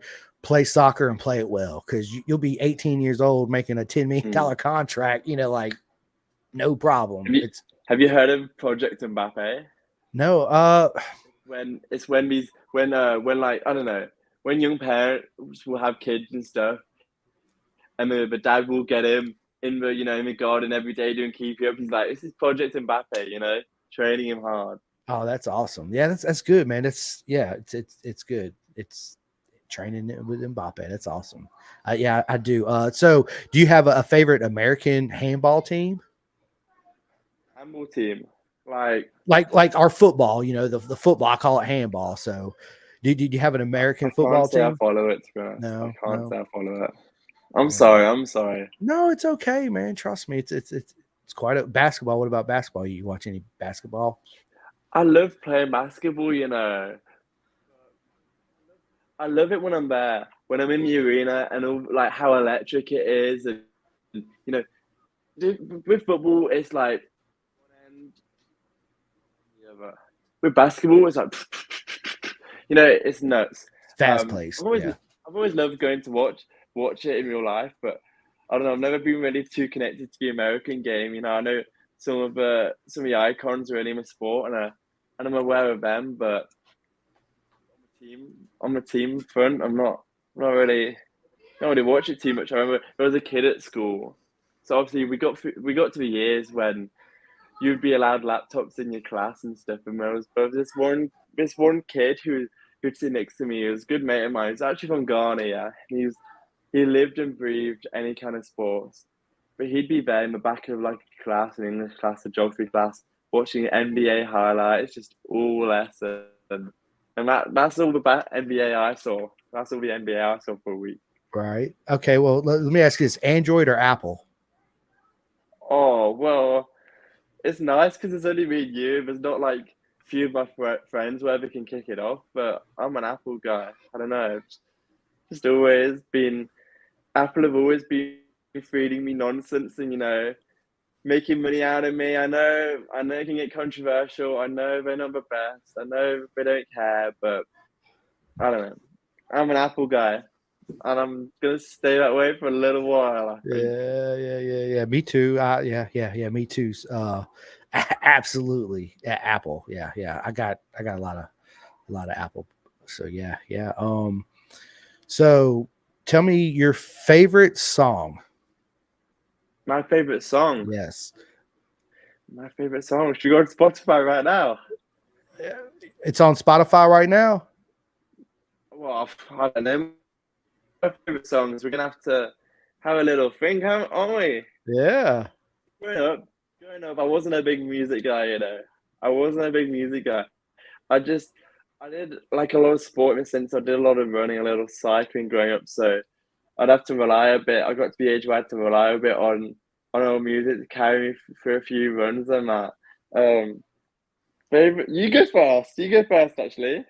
My favorite song, I'd say, oh man, that's Jamie. That's a tough question, ain't it? Man, off the top of my head, I'd have to go with let's just go. I'm gonna go Bob Marley, One Love, because it's a great song. It's nothing but good vibes, one love for everybody in the whole world, and it's the type of song you just listen to any time of the day, right? You just put it on, you can cook, you can clean, you can take a ride in the car, be on a boat, whatever it is, and just One Love, Bob Marley. There it is. My dad always loved putting a bit of Bob Marley on, a bit of reggae music. Yeah. Oh, that's classic, isn't it? Yeah, That's it's classic. It really is. All right, well, we'll come back to the song. Most underrated writer. And go ahead. You know my song front. Okay, so I literally just went on my playlist, on my vibes playlist. This is just like these are the bangers. Okay, just when you're like, your just life's a bit crazy. But it's I don't know. I find it a bit of a cringy one sometimes because it's always played at like parties or whatever. You know, Mr. Brightside by the Yeah. Killers. Yeah. So this was a cool song. I've always thought like, and then when I was in New Zealand, over in New Zealand this year, I was living at my friend's house who's from there, and they said, "Oh, we're going to a gig tonight, like a concert. Do you wanna come? There's this band, this group playing."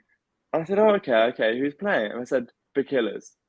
And I remember when we were walking back to the house, I was just going nuts, honestly. And listening to that song in real life was just crazy. I think that's one of my favorite songs, and how it was like, I don't know, special memories behind it. I can remember actually being there in person. Good. So I've only been to 2 concerts my whole life. That's it. I need to go I'm more. not a big concert guy. Yeah, I'm not a big concert guy. My Everyone loves a festival over here in the UK. I've not really been to a festival.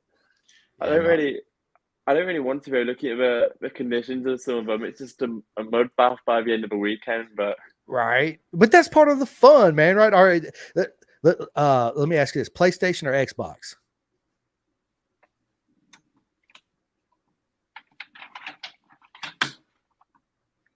Boom! There it is. You guys see it first, yes, sir. I got the same one, same color, man. We'll have to do what we'll have to get on there and play together sometime for sure. Can I be honest though? Can I be honest? Yeah. A few days ago, I was thinking of selling it. Here in a little bit, Bubba. I was thinking of selling my Xbox, and I searched online for it. I was like, "Oh, I can get a few £100," and when I found out they go for nothing, so I thought, let's just keep it back. Let's keep it back. But the problem with games, I love sports games. Everyone loves these. I don't know, GTA and all that stuff, but I've always loved sports games. But do you know the problem about what? You have to buy it every year. FIFA 21, FIFA 22, FIFA 23, MotoGP every year. And with the MotoGP game especially, can I tell you a little secret? Yeah. Change that much. You're paying like £50, 50 Great British pounds for a new game, and it's the same game. It You know, is. Marquez might be on a Ducati next year. It's the same game.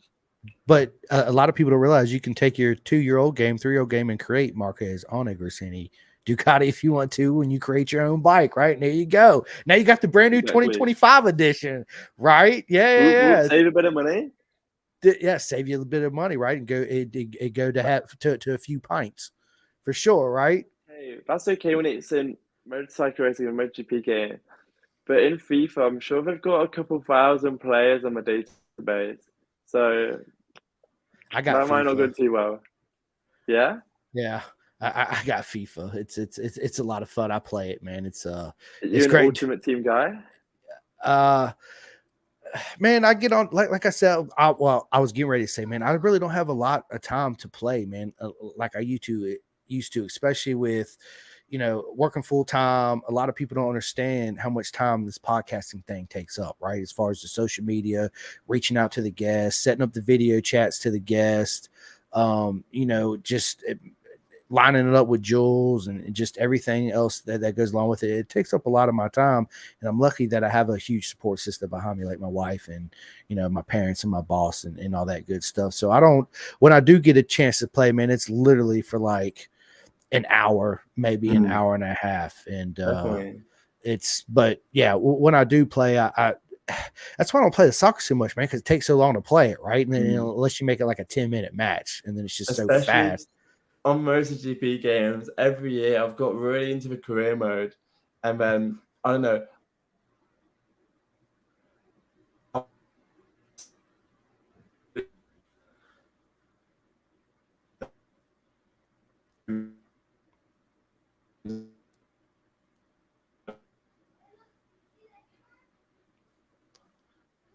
But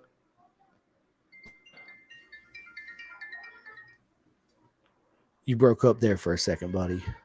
are we back? Yeah, we're back now. Yeah. So I got to a point where I was doing a qualifying session, maybe a practice session, a really long race. And then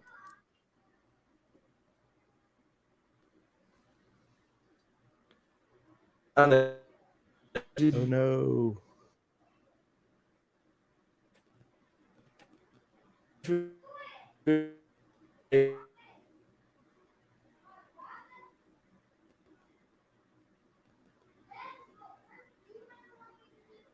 Hello? Yeah, I'm here. I can hear you now. I lost you there for a second. Like your screen's actually frozen. Let me see.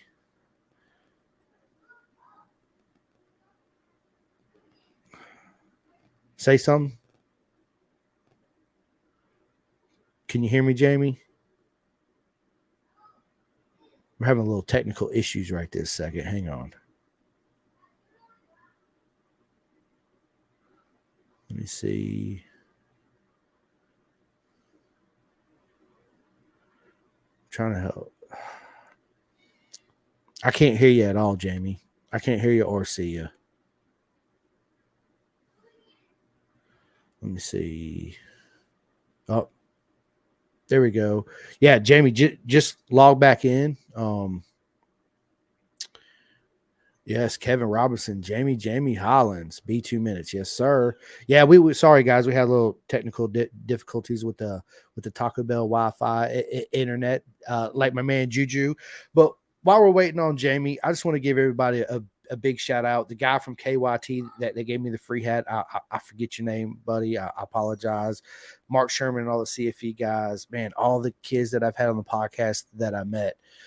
You guys see Eli Block's leather suit. He gave it to me, signed me. I got a bunch of stuff signed and stuff that I need to actually hang up. I'm going to start this weekend, take down my wall and start posting all you guys' stuff that gave me everything. Big shout out to everyone. It's been nothing but magical. Here we go, Jamie. There we are. I'm sorry. No, you're good, bro. It's not looking too good. Hey, you're good. So back to what you were saying about the Superbike game, I think, or the MotoGP game. Where were we? Yeah, I don't know. I was just addicted. I just went through phases of being addicted to the MotoGP games. But the worst bit was I thought I was pretty good at these games. Growing up, spend a few hours each week on the games.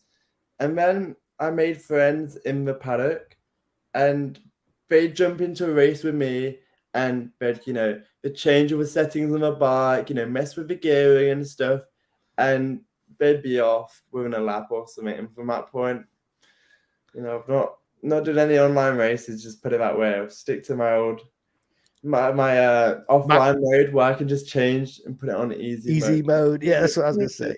Made me feel good about life, after a long day's work, you wanna, be good at a game, feel about good vibes again. Yeah, so I did that. I was like, you know what? I've been playing this game a long time. I can smoke all my friends. I'm a badass. I go online. I hurt my feelings. I was like, you know what? Back out, leave, go back and go win a race, right? Woo, I'm bad. I'm fast. That's what it's all about. That's what it's about. It's exactly what it's about, right? So, most underrated motorcycle racer. Oh, what? You can't say that. Not in BSB. We'll go BSB. No, MotoGP. MotoGP. Most underrated rider in MotoGP. Oh, damn.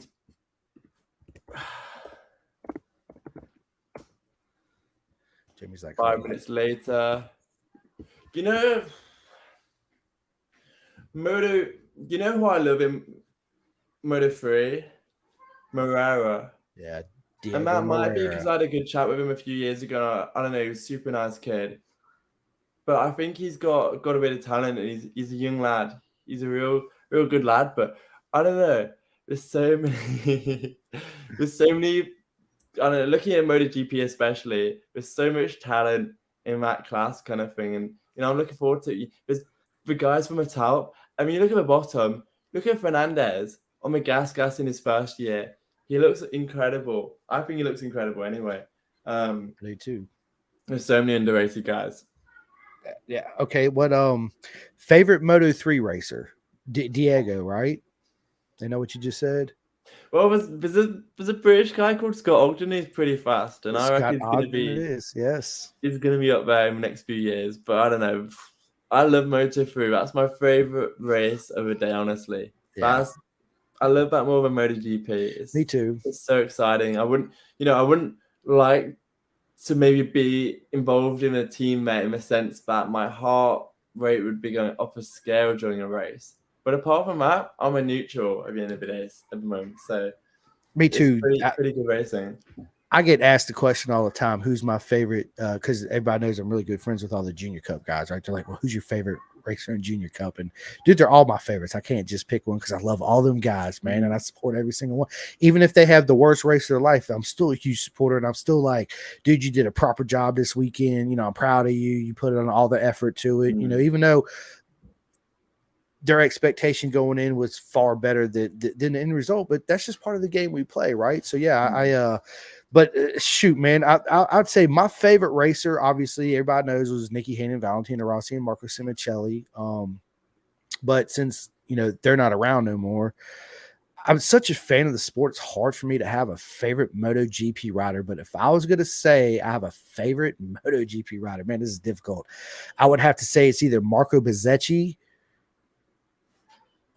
I like Brad Binder too as well, and of course Jack Miller, right? Because of his flamboyant style. But my favorite rider right now in the categories of MotoGP as a whole, Moto3, Moto2, and MotoGP, I'd have to say is my man Pedro Acosta, which baby Jeebus, dude, for sure, right?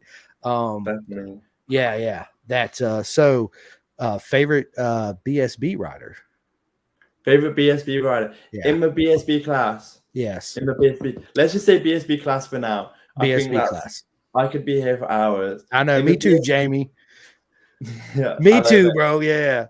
In the BSB class, there's a few good guys. I think it's been cool this year to work with Leon Haslam. He is a super cool guy, and damn is he fast on a motorbike. It's ridiculous. Yes, but I've also been helping out Storm Stacey a bit and Danny Buckham this year. And those two guys, honestly, are some of the nicest guys in the paddock. It's amazing. So with some people, you see them on social media and you think they're, I don't know, you think they're amazing, lovely guys.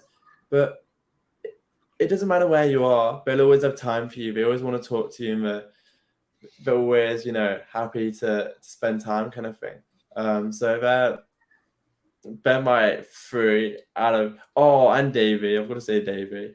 They're my 4 out of 20 favorite riders in BSB. So I would have to say we're just talking about the super bike class, man. It's a tough one. Man, dude, honestly, dude, Storm Stacy, Lord Storm Stacy, big shout out, man. What he's a good lad, bro? What a mega person! Like when me and him met, bro. Again, I was like, dude, I'm a huge fan. I'm from America and all this, dude. He's like, dude, and we just laughed and giggled. And his girlfriend was just smiling the whole time and laughing and giggling. The energy, and every time he see me, I would be like, Storm, and he would point right at me and be like, bro, dude, and we just had, and then when I was on the grid, the announcer had just got done saying, talking about Storm Stacy, here I come right on the corner, Storm Stacy, it's Storm Stacy, let's go. And he points at me, gives me a big old high five, and it was just like a surreal moment, right? So I'd say him, of course, Davey Todd too as well, and big shout out to my man Peter Hickman. I'm gonna have to throw Peter up in there too. He's a good lad. He's what Storm Stacy. What I love about him is he's been around for a few years, in the paddock, but you have to appreciate for start how young he is, and how actually intelligent he is. The way he markets himself is incredible with his top hats and stuff, and I absolutely love how he's got his brain in a few different ideas, themes, businesses, kind of thing. He just wants to supply content kind of thing for the fans and put smiles on people's faces at the end of the day. He's a good lad. That's what will make more people of a fan of his too, is that not just the racer, but that which big shout out to him because he's actually coming on the podcast. I didn't want to say it, but he is. Man. Yeah. I got several of them guys coming on, but dude, as soon as I asked him, he was immediately like, "Yeah, absolutely, for sure." And then on his Instagram post, I'm always like, mega job this weekend, and I'll just post a comment, and he's always he reaches out to me. He's like, "Yeah, dude, absolutely." Blah blah. Just simply amazing. So. I met Peter Hickman, right? Obviously, I'm a big fan of Peter Hickman, man. 136 mile an hour to TT. Are you fucking kidding me right now? I mean, that's mind blowing, right? That's next on my bucket list to go to. But so I'll join you. You next year. Yeah, we'll both go. Yeah, absolutely. So, dude, I show up in Europe. I leave Monday, show up on Tuesday. Wednesday, I wake up in the morning, and I was like, you know what? I Googled it. I already knew that Peter Hickman's place in HRC was close to my hotel at Kinnick, and right there in Louth. I think they were like 9 minutes, 11 minutes away. It wasn't that far at all. So I called HRC because I knew they had, the McGinnis and all these TT Legend bikes and all this. I just wanted to just get like a hat or a sweatshirt or a t-shirt and just take some pictures, right? So I called them, rang them up, was like, "Hey, I'm Simcoe from America. Just got here, would love to come out, and come in." They're like, "If you don't have business with us, you can't come in. We're not open to the public." And I was like, "Okay. No worries," right? I didn't want to go out there and take pictures through a big glass. I want to physically be in there, right? Because that's going to be kind of a shitty picture when you got the glares and all that you got to deal with, right? So I immediately call up Peter Hickman, and I'm like, "Yeah, I'm Simcoe from America. It'd be an honor to come down there. Big fan, blah blah." And the dude's like, "Yeah, absolutely, bro." As I pull up in the hire car, dude, the dude comes out. And he's like, "Oh, you must be Simcoe from America." I was like, "I am, bro. What an honor it is to meet you," and all this. Dude, smiling. He didn't tell me Peter Hickman was standing right inside. So I come out, I cut the corner, and guess who's standing right there? Peter Hickman. And I'm like, my mind was just blown. It was such a cool lad. I actually got a picture of him actually doing work, right? He even laughed about that. And then he invited me to the bike night that night, and went over there, hung out, met his dad, which was super mega. Every time I seen Peter's dad throughout the whole weekend, he'd come straight up to me and give me a high five and start talking, which again blew my mind. And then I got the balls to ask Peter to come on the podcast, and he said absolutely, which again blew my mind, right? So it's man, all them guys out there. I tell everybody, Jamie, I know we're going back to BSB, but I tell everybody, look, it's just like here in Moto America. You can walk up to the guys and talk to them, and they're all super nice, and autographs and pictures and all that good stuff. So in the junior cup class that you guys have out there, who's your favorite out of that class?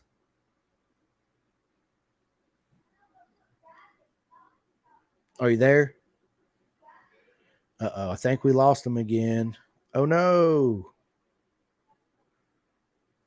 Jamie, can you hear me? Oh, we're having technical difficulties again. Give us a second. Let me try to but as we're trying to work this out, everybody, again, New Jersey was awesome, man. Big shout out to Eli Block, Isaac Warworth, Levy Batty, Robert Lackey, and all of them. Dude, Andrew Way and his parents, dude, Eli's dad, my man Rossi Moore and Steve. Man, I can go on and on and on. Everybody, Jackson Blackman, Avery Dreyer, right? The Lap Slayer. Congrats to all those guys. What a season. What an honor it was to show up there and meet everybody. Me and Jules are actually going to get together and do a recap of New Jersey. And I'm going to make a big shout out list to everybody and properly shout everybody out. All right, let's see. Let's bring them back in again. Jamie, what is up? Apologies. No, dude, you're good. You're good. All you did was create more editing for me to do, but that's okay, man. It's not a problem. Oh man, did I lose you again? All right, there we go. Can you see me? Yes, I can. I'm gonna go on my phone now. Okay. That will be better. We will see. All right. Let's see. Let's turn it this way. Are we upside down now? We're probably upside down. You're sideways. I don't know if I can flip you though. Hang on. No, I can't flip you. Why can't I flip them? Uh-oh. I think I lost them again. No. Are you there? I'm here, but I don't know how long for. All right. So listen, this is what we'll do. We'll do a part 2 of this. We're going to have Jamie Hollins back on again. So as long as we have him on, Jamie, what an honor it was to meet you and to have you on this podcast. And I'm so looking forward to have you back on again. We'll get in touch with each other for sure. But yeah, go ahead and plug yourself in. But before I lose you again, plug yourself in. Tell everybody how they can find you on social media and all that good stuff. That's been awesome. Thank you very much. Hopefully next time we jump on, I've been able to make a bit more money, can afford to get a bit better Wi-Fi. But thank you.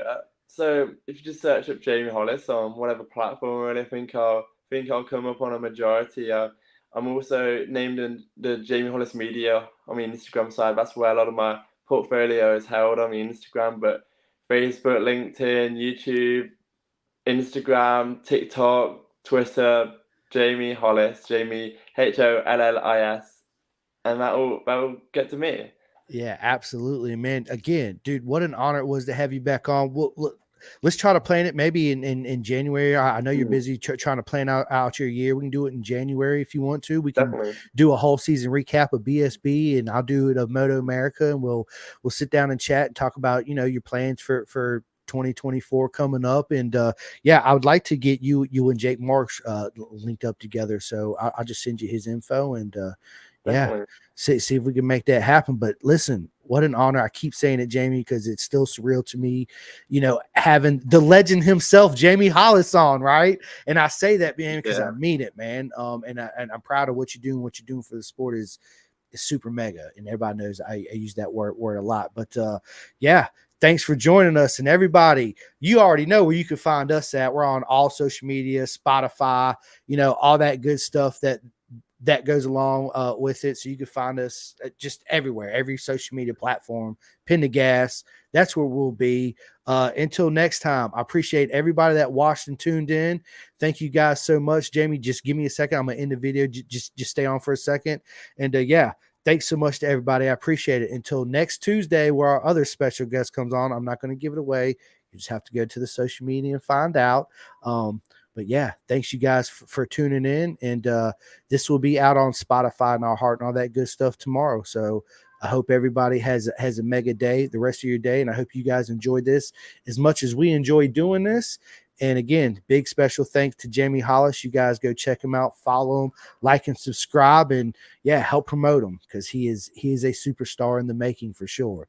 Thank you guys so much. Until next time, I'm Christian Show Simcoe, my man Jamie Hollins. Northeast Jules is at work, so everybody say, see ya.